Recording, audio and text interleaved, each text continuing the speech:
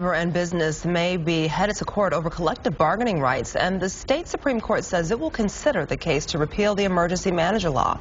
Fox 2 political correspondent Tim Skubick is on the phone with all the latest on the legal maneuvering. Good morning, Tim. Good morning, Q. And it looks like the only folks that are really having fun this summer in our town are the attorneys, who have plenty of work thanks to business, labor, and Republicans and Democrats as they're all over the lot on a variety of issues. The Supreme Court announcing late yesterday that indeed it will step into the controversy on whether the question was the emergency manager repeal petition were the letters the right size, the so-called font size. The Supremes will rule oral arguments on this issue July the 25th. The governor and Republicans want to keep this law. The labor unions do not. They say they've gathered enough petition signatures, and the appellate court has agreed that it's okay to put this on the ballot. But now the Supreme Court has stepped in and said, we want to take a peek at this as well, so we don't know if the EM repeal will or will not be on the November ballot. Meanwhile, business and labor are also duking it out over another petition drive, this one to bake into the state constitution collective bargaining rights for labor unions. And you can guess the businesses are not fond of this proposal. The labor unions are. And they are duking this one out potentially on a constitutional basis as well.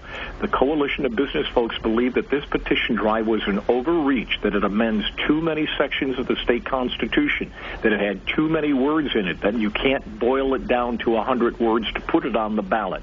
They are waiting for the State Board of Canvassers to rule on whether this petition drive got enough names, and if they say yes, business will haul labor into court.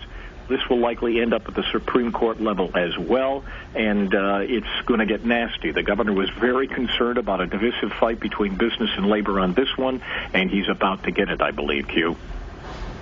So let's talk about some of the sticking points, because as we know, Michigan is this is a union state.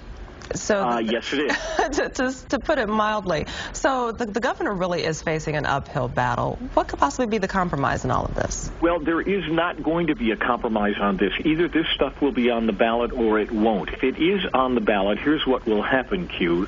Both sides will spend a boatload of money to try to convince you to vote yes or to vote no.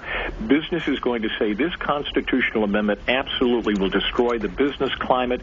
It takes away all the rights of legislators to pass on legislation that may or may not be anti-union. And the unions are complaining that, you know what, this Snyder administration and Republican legislature has already eroded many of our collective bargaining rights, and we simply do not like it. And the only way to insulate ourselves from that is to bake this stuff into the state constitution. So we're going to have a very lengthy, a very rancorous debate over this if this gets through the court system. And Q, at this read this morning, it's a huge question mark, as it is with the emergency manager law, which is very unpopular with unions as well. All right.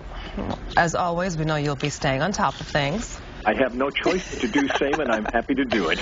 All right. Well, thanks, Q.